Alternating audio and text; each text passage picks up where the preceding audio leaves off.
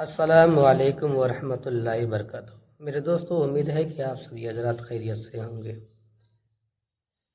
پیارے دوستو، آپ سے ایک چھوٹا سا ریکویسٹ ہے اور گزارش ہے کہ اپنا چھوٹا بھائی کو ضرور سبسکرائب کریں اور شیئر کریں، میرا سپورٹ کریں۔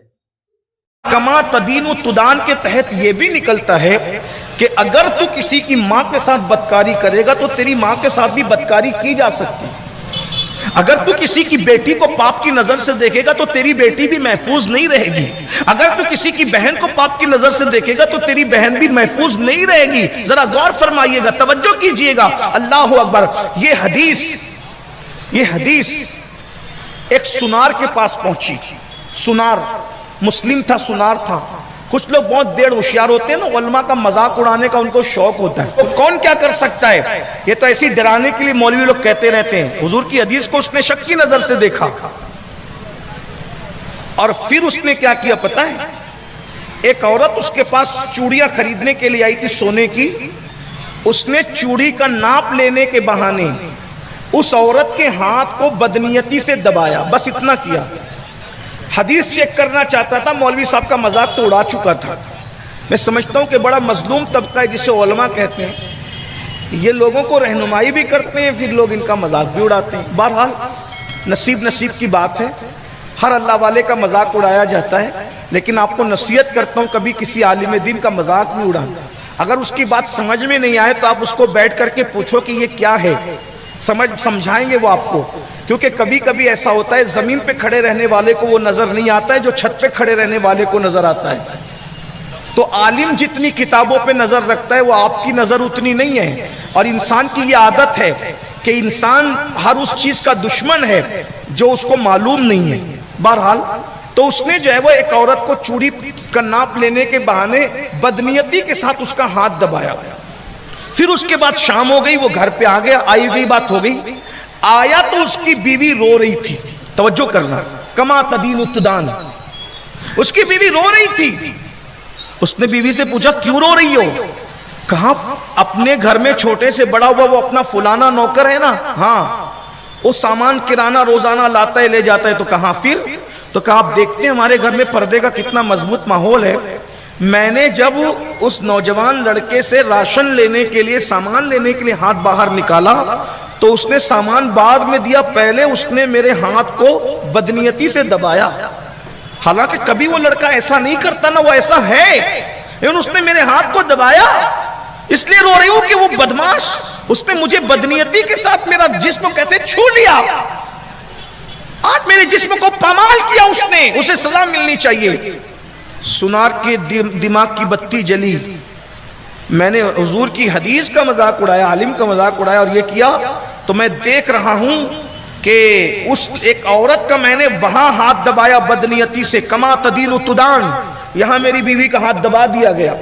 اب اس نے اس کو کچھ کہنے کی بجائے دوسرے دن جب دکان پہ وہ عورت چوڑی لینے کے لیے انعام تو دے چکی تھی، لینے آئی تو اس نے کہا بہن میں تم سے معافی چاہتی ہوں، بہن میں تم سے معافی چاہتا ہوں کہ میں نے جو ہے وہ غلطی سے مجھ پہ شیطان غالب آ گیا اور میں نے جو ہے وہ آپ کا ہاتھ دبا دیا، بدنیتی سے مجھے معاف کر دیجئے گا۔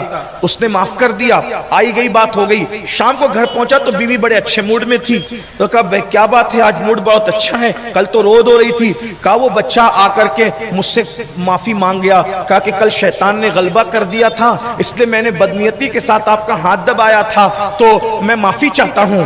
تو اس نے اسی وقت کہا صدق رسول اللہ صلی اللہ علیہ وآلہ وسلم، اللہ کے رسول نے سچ فرمایا، دیکھو میں نے یہ کیا تو میرے گھر میں بھی ہو گیا۔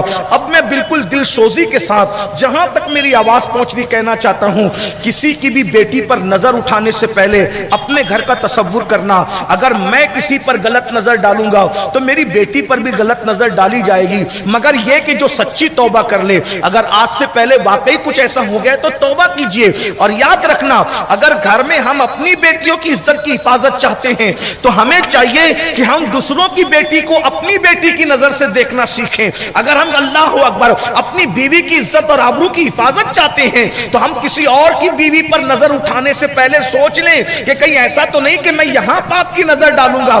لوگ سوچتے ہیں کہ میں تو گندگی کرتا رہوں, میرا گھر محفوظ رہے. اس سلسلے میں اب ایک آخری بات سمیٹتے ہوئے عرض کروں, یاد رکھیے ہم اپنی نگاہ میں جتنی پاکیزگی پیدا کریں گے اتنا ہمارا گھر محفوظ رہے گا.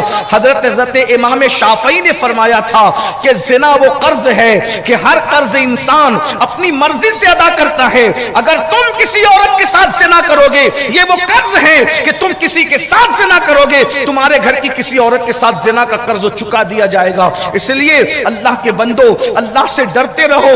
یہ پاکیزہ شہر ہے, گنبد و مینار کا شہر ہے. اپنی سوچ میں پاکیزگی پیدا کرو, اپنی فکر میں پاکیزگی پیدا کرو, اپنے نفس پہ کنٹرول کرنا سیکھو, اپنی آنکھوں پہ کنٹرول کرنا سیکھو, اپنی نگاہوں پہ کنٹرول کرنا سیکھو. قرآن کہتا ہے قل للمؤمنین یغضوا من ابصارہم, اے محبوب مومنوں کو حکم دیجئے, ایمان والوں کو حکم دیجئے وہ اپنی نگاہوں کو نیچی رکھے. یقیناً ہم آنکھوں پہ پٹی باندھ کے نہیں چل سکتے, یہ دنیا ہے, آنکھ کھول کے چلنا پڑے گا. لیکن اگر کوئی عورت نظر آ جائے تو یہ سوچ کر کے اللہ دیکھ رہا ہے, نگاہ کو جھکا لیجئے.